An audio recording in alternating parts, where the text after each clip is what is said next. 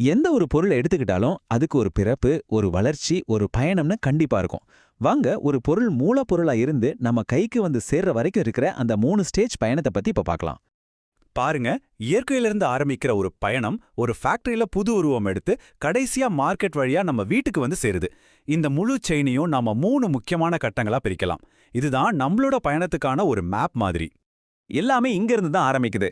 நிலை 1 முதன்மை உற்பத்தி, அதாவது நேரடியா இயற்கையிலிருந்து மூலப்பொருட்களை எடுக்கிறது. விவசாயம், சுரங்கம் தோன்றது, மீன் பிடிக்கிறதுன்னு எல்லாமே இதுல தான் வரும். நம்ம கரும்பு கதை கூட இங்க இந்த பச்சை பசேல்னு இருக்கிற வயல்ல இருந்து தான் தொடங்குது.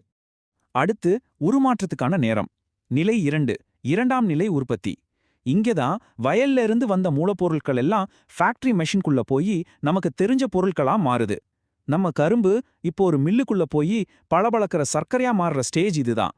சரி, ஒரு பொருள் தயாராயிடுச்சு. அது போதுமா?